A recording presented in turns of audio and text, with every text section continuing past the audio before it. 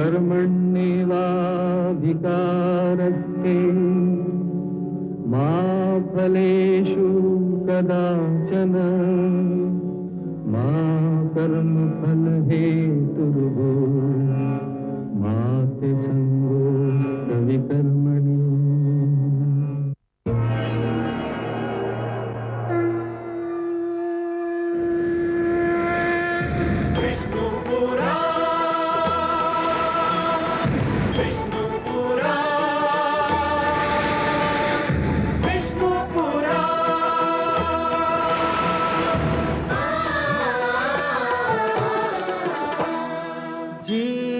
ज्ञान ब्रह्म ज्ञान अथ श्री विष्णु पुराण ओम की कथा महान जय श्री विष्णु पुराण विष्णु पुराण विष्णु पुराण विष्णु पुराण प्रगटे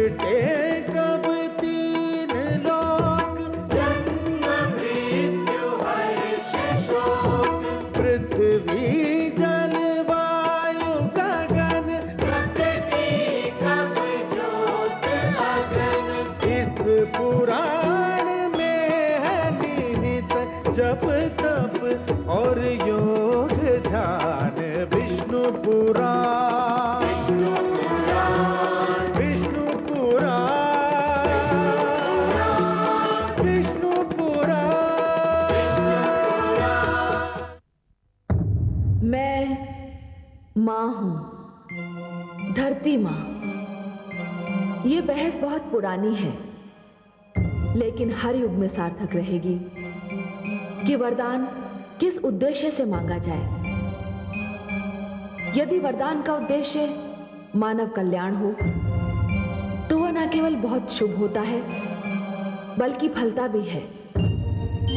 किंतु यदि वरदान इसलिए मांगा जाता है कि उससे दूसरों को हानि हो तो फिर किसी न किसी दिन वरदान खुद मांगने वाले के लिए अभिशाप बन जाता है। कुंभकर्ण और रावण ने ब्रह्मा से वरदान इसलिए मांगा कि वे मानव और देवताओं को नष्ट करना चाहते हैं। यही कारण है कि वरदान मांगते समय कुंभकर्ण की जीभ फिसल गई और अब तो लगता है कि यह वरदान कुंभकर्ण और रावण दोनों के लिए अभिशाप बन सकता है।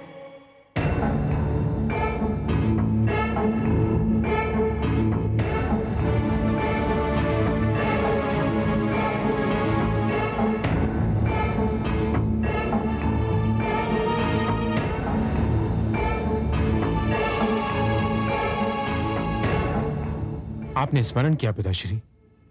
हाँ पुत्रो, मैंने तुम्हें स्मरण किया। भ्राता कुंभकर्ण के जागने का दिन निकट आ रहा है, इसलिए हमें युद्ध की समस्त तैयारियां करके ठीक उस दिन देवलोक पर आक्रमण करना होगा जिस दिन मेरा भाई निद्रा से जागेगा। और वो भी चौथा प्रहर आरंभ होने से पहले, नहीं तो उनको फिर से नींद आने लगेगी। तुम उसकी चिंता ना करो अक्ष कुमार, देवसेना के सामने आते हम आक्रमण कर देंगे। मुझे पूर्ण विश्वास है कि भ्राता कुंभकर्ण सोने से पहले देवसेना को परास्त कर ही देंगे। किंतु तुम दोनों तो तैयार हो ना? मैं सर्वथा तैयार हूं पिताश्री। तैयार तो मैं भी हूं पिताश्री, किंतु मुझे युद्ध भूमि में आने में कुछ विलंब होगा। कैसा विलंब मेघनाथ? मैं माया का उपासक हूं पिताश्री। माया की उपासना का परामर्श मुझे दादाश्री असुरराज समाली ने दिया था। इसीलिए मैं परसों से माया की आराधना में लीन हूं। पिताश्री, माया ने मुझसे एक वचन लिया है। कैसा वचन? मैं माया से वचनबद्ध हूं पिताश्री कि कोई भी अभियान आरंभ करने से पहले मैं माया की उपासना अवश्य करूंगा और उससे आशीर्वाद लेने के पश्चात ही रणभूमि में पग धरूंगा। इसीलिए माया की उपासना के लिए मुझे जाना ही होगा पिताश्री। किंतु पुत्र, तुम्हें आने में अधिक समय तो नहीं लगेगा? कदापि नहीं। मैं तीसरा पहर होने से पहले ही पहुंच जाऊंगा पिताश्री। अनुज। जी भ्राताश्री। तुम पिताश्री के साथ रहना, और यदि कोई समस्या आए तो मुझे बुला लेना। जो आज्ञा भ्राताश्री। मुझे आज्ञा दीजिए पिताश्री।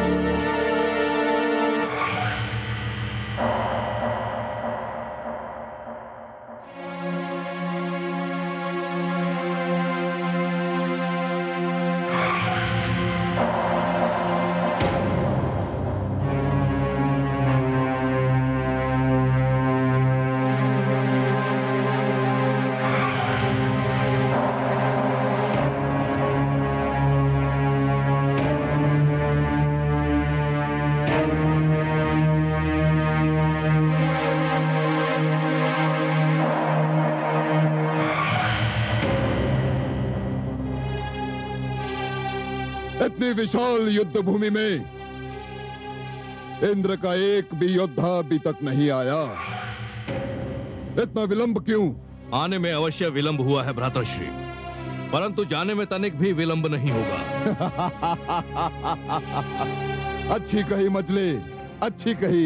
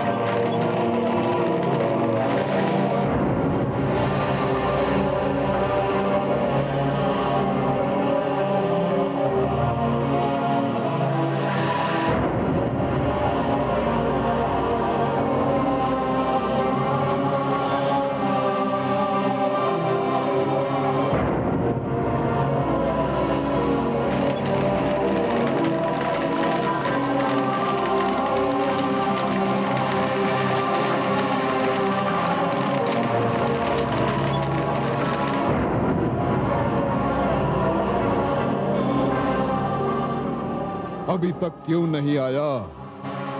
कहां रह गया वो कायर? भ्रातृश्री, लगता है इंद्र आपसे भयभीत हो गया है। हाँ, मेरी शक्ति से डर गया। हाँ भ्रातृश्री।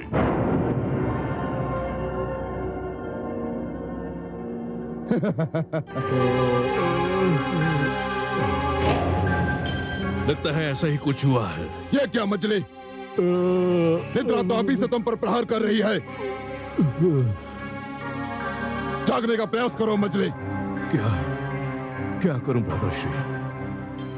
ईसा पहर ढला जा रहा है। अब मैं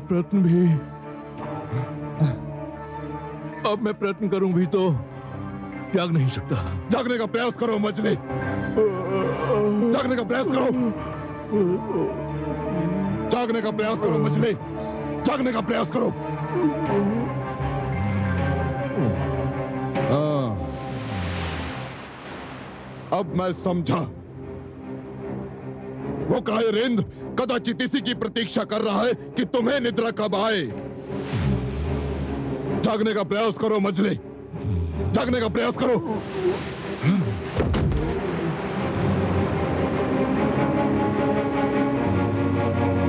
जागो मजली। मैं कह रहा हूं कि जागो। जागो। जागो। जागो।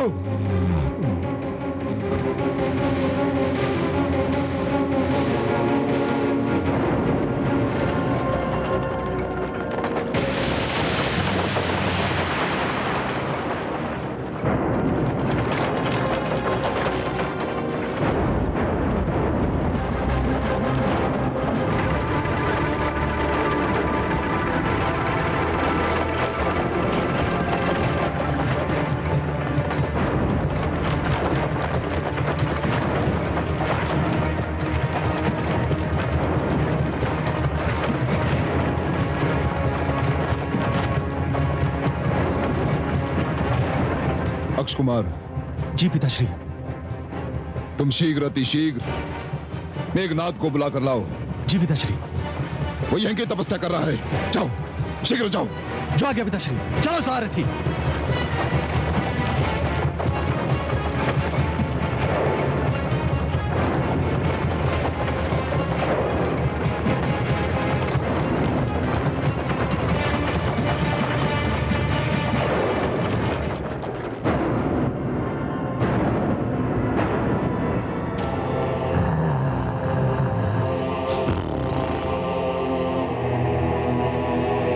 आइए, आइए देवराज इंद्र। मैं लंकापति रावण आपका स्वागत करता हूं। धन्यवाद। आइए। कहिए लंकेश, कहिए। सब कुशल तो है? कुशल तुम अपनी मनाओ इंद्र, क्योंकि तुम मेरी शक्ति के सामने ठहर नहीं पाओगे। अच्छा, तुम्हारी शक्ति? इसकी शक्ति? रावण, तुम्हारी शक्ति तो रण क्षेत्र में गहरी नींद सो रही है और कदाचित बड़े सुंदर सपने भी देख रही है। अब तुम्हारा क्या होगा लंकेश? मेरा क्या होगा? मेरा क्या होगा इंद्र?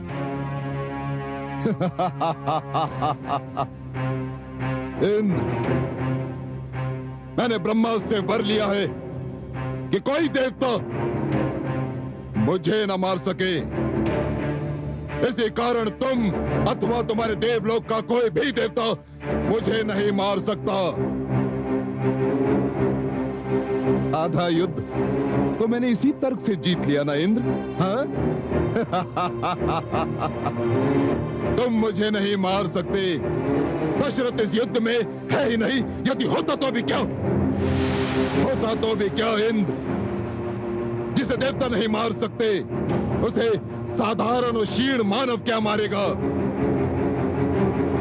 इंद्र, मानव तो मेरे लिए कीट के समान है, कीट के समान, क्योंकि मैं रावण हूं, लंकापति रावण।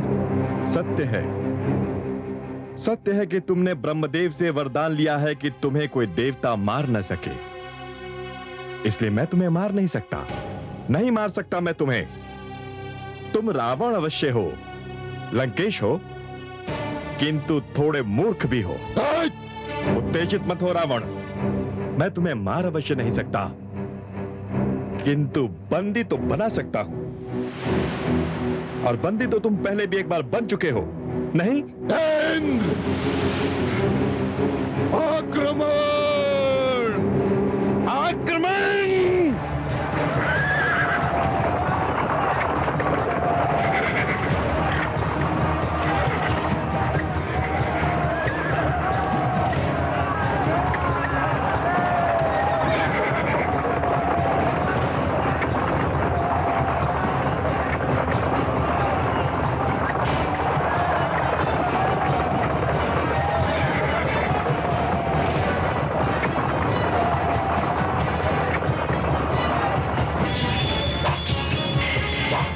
सारथी रथ रोको। सावधान!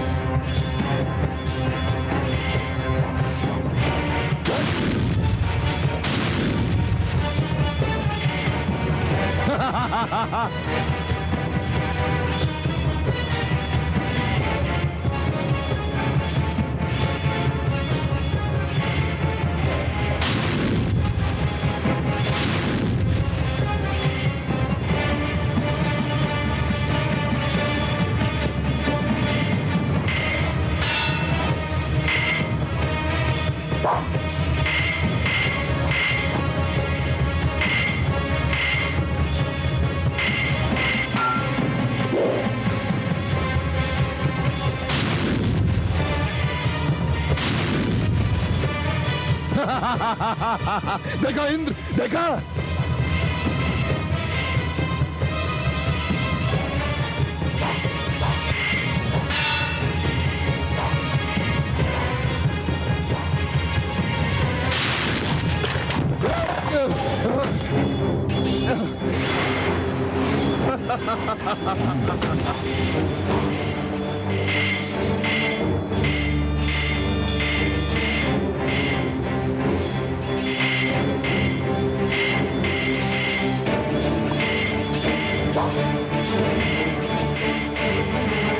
सावधान इंद्र!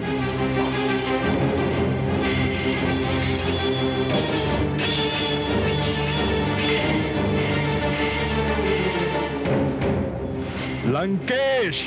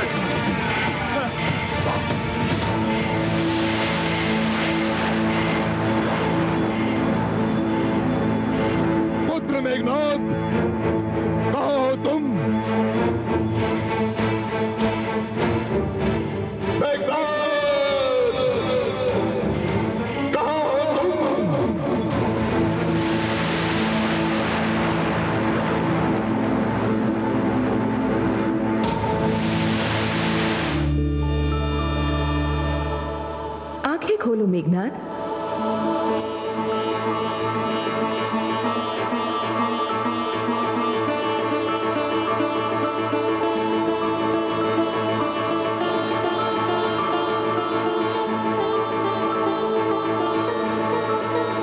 मैंने तुम्हारी तपस्या स्वीकार की।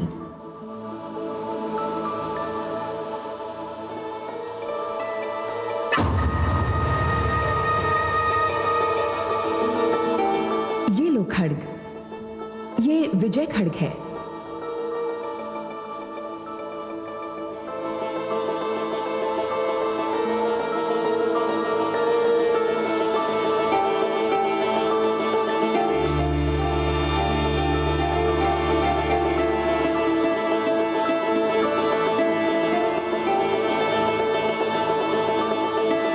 भ्राताश्री,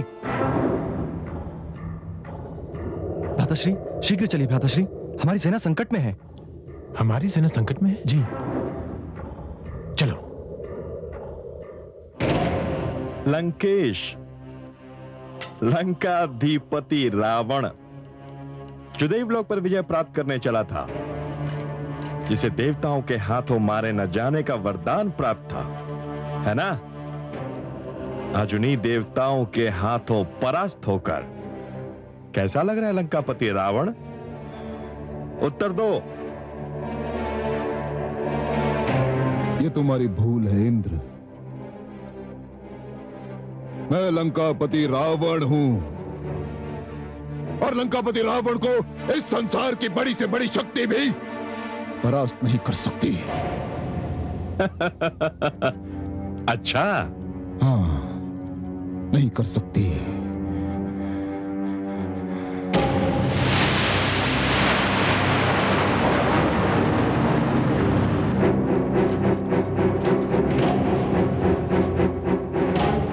इंद्र!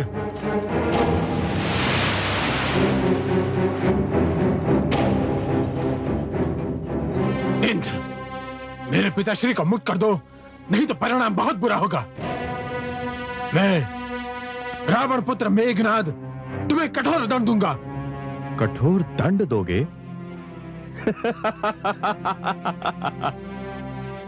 देवराज को कठोर दंड दोगे? मूढ़ दुस्साहसी बालक, जाओ जाओ, जाकर अपने राजभवन में विश्राम करो। यदि हमारे मार्ग को रोकने का प्रयत्न किया तो तुम दोनों पुत्रों का भी वही परिणाम होगा जो तुम्हारे अहंकारी दुराचारी दुर्बुद्धि पिता का हुआ है। जाओ।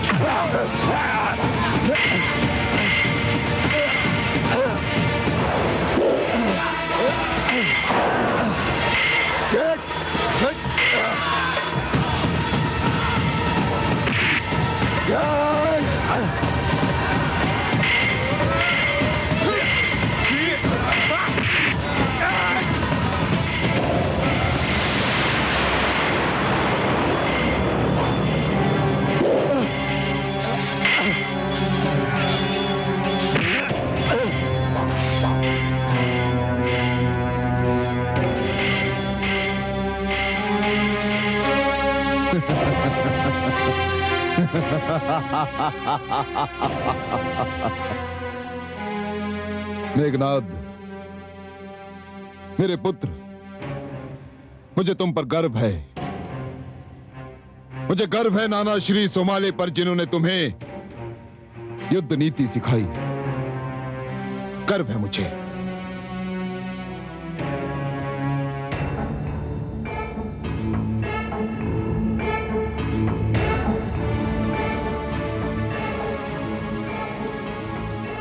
मैंने कहा था ना इंद्र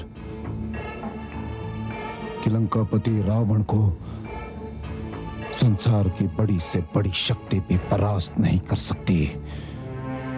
मैंने कहा था ना। मन तो करता है कि एक ही वार से तुम्हारा सिर धड़ से अलग कर दूं, किंतु नहीं इंद्र, नहीं। मैं तुम्हें इतनी सरलता से नहीं मारूंगा, इतनी सरलता से नहीं मारूंगा तुम्हें। ले चलो इसे।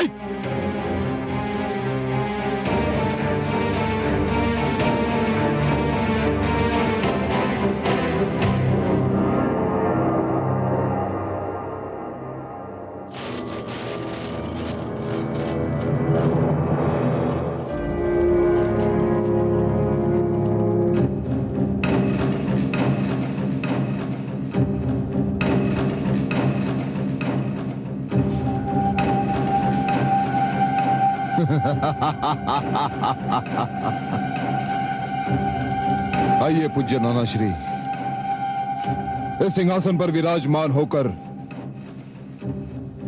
मुझे त्रिलोक विजय का आशीर्वाद दीजिए। नाना श्री, इस आसन पर सर्वाधिक आपका अधिकार है। विराजिए।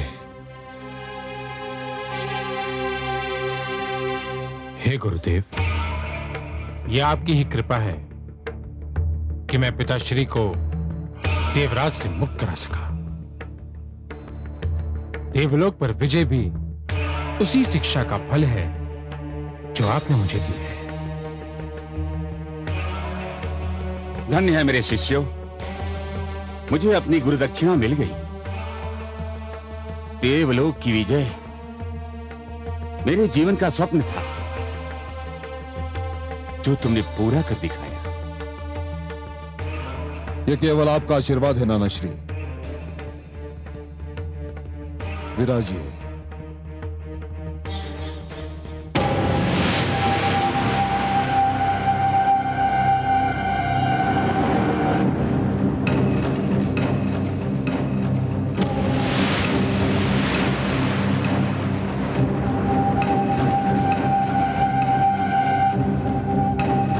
सैनिकों, इंद्र तथा समस्त देवताओं को कारागार में डाल दिया जाए।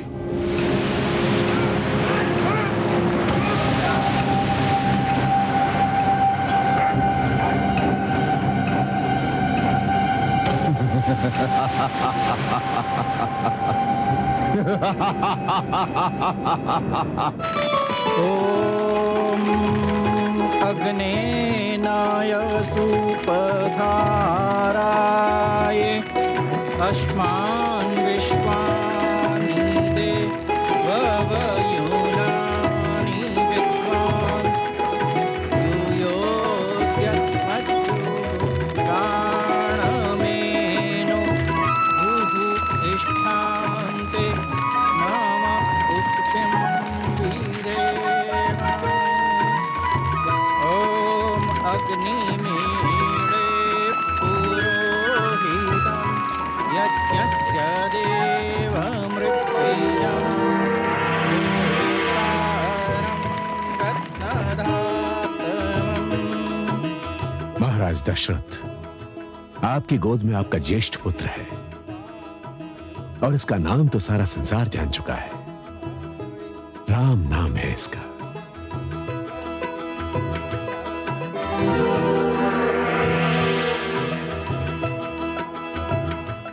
महारानी कौशल्या,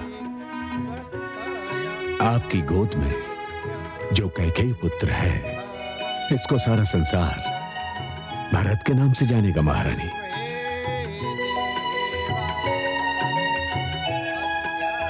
महाराज भरत,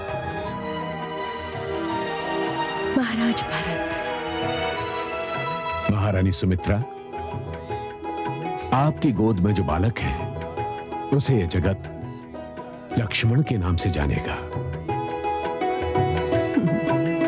लक्ष्मण। महारानी कैकेयी, आपकी गोद में जो बालक है उसे यह संसार शत्रुघ्न के नाम से जानेगा। शत्रुघ्न। कल्याणम मस्तु।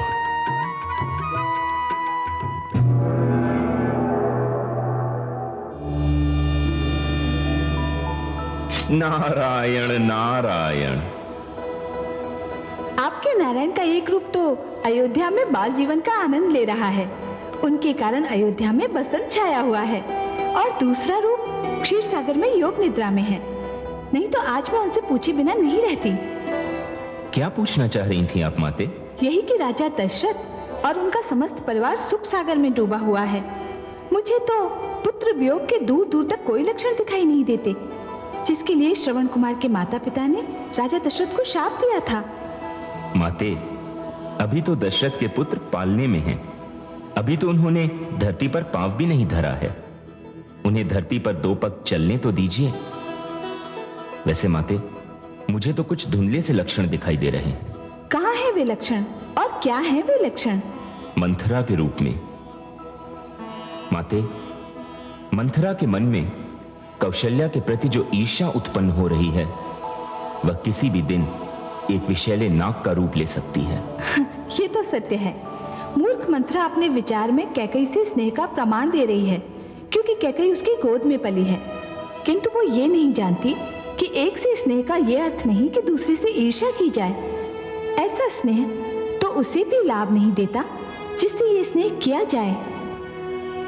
माते, आपकी मधुर वाणी सुनकर मैं वह सूचना देना तो भूल ही गया जो सूचना देने मैं यहाँ आया था।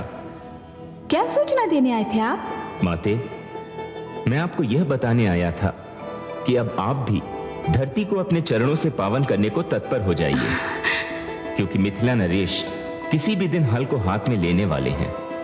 और आप तो जानती हैं माते कि उनका हल पकड़ना और आपका धरती की ओर अपने पग बढ़ाना, ये 2 ऐसी घटनाएं हैं जो एक ही समय और एक ही साथ होंगी। मैं भी तो इसी की प्रतीक्षा कर रही थी। अपने कमल नयन के मानव रूप से मिलने के लिए मैं एक एक पल, एक एक घड़ी गिन रही थी। देवर्षि, आपका धन्यवाद जो आपने ये सूचना दी कि वो घड़ी आ ही गई।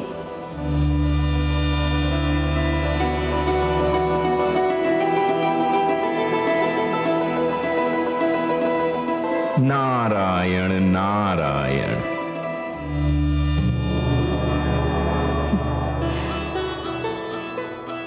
माँ, हे धरती माँ, मैं आपके घर आई हूँ, आपसे मिलने आई हूँ।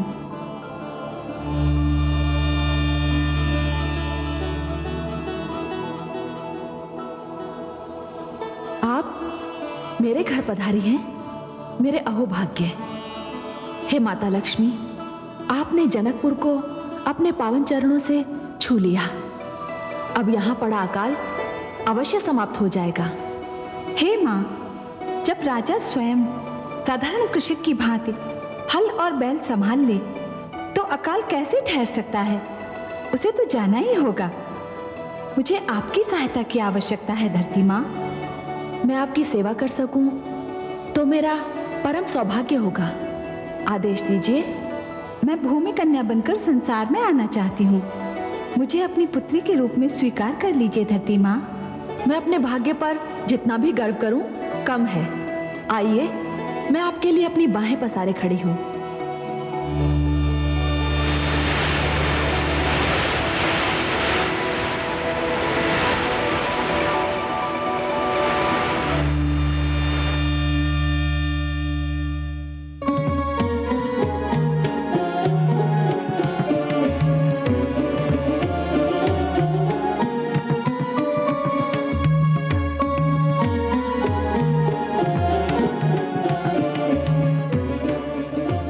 श्री गणेश जी का ध्यान कीजिए। वक्रतुंड महाकाय सूर्यकोटि समप्रभं निर्विघ्नं कुरु मे देव सर्वकार्येषु सर्वदा। ओम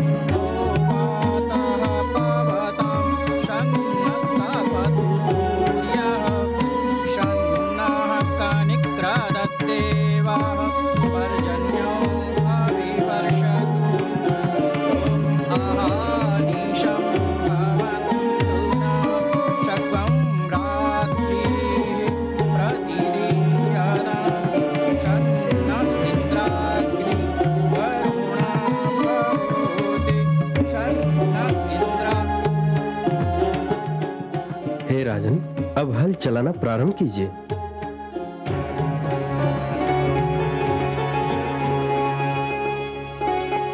हे नारायण, हे विष्णु, जहां हल की पूजा होती है वहां कृषक कैसे भूखा रह सकता है? हे नारायण, यदि मेरे हल चलाने से आकाश का हृदय पिघलता है तो मैं सारी आयु हल चलाने के लिए तैयार हूं।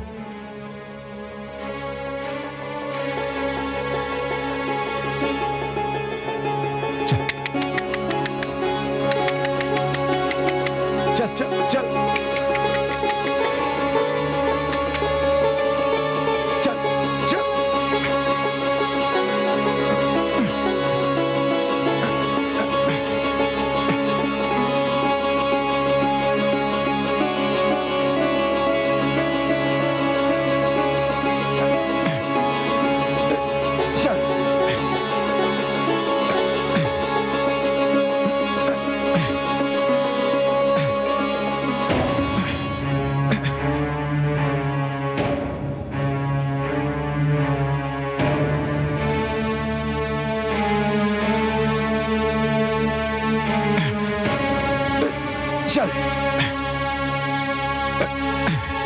चल चल चल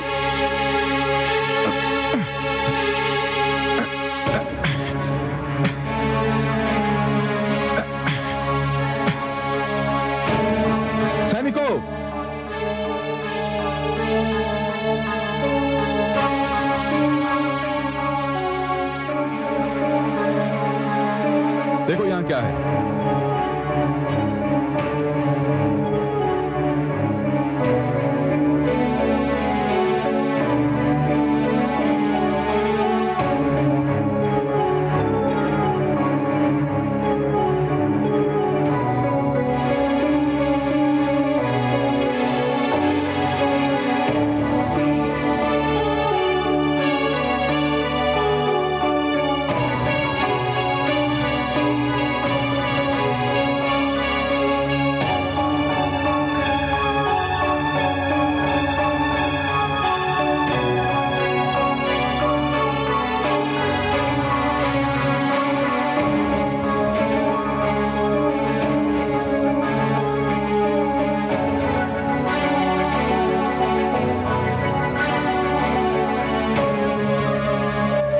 इसे उधर ले जाओ।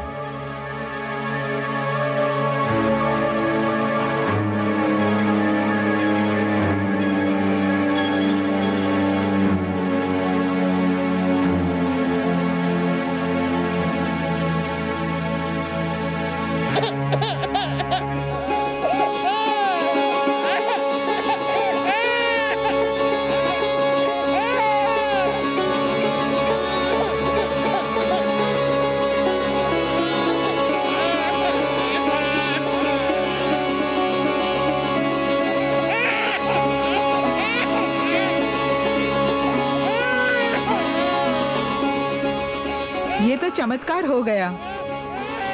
धरती माता ने हमें कन्या प्रदान की है।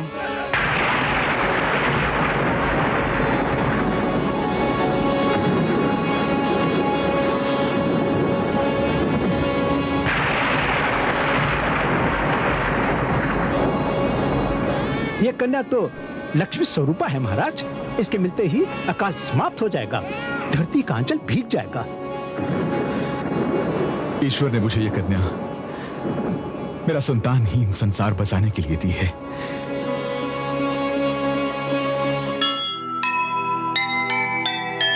चिंता का दुख बांट ले, राजा वही महान।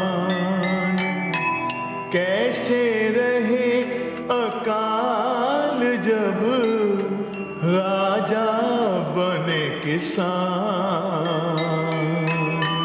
धरती ने भी हर्ष से भर दी उनकी गोद।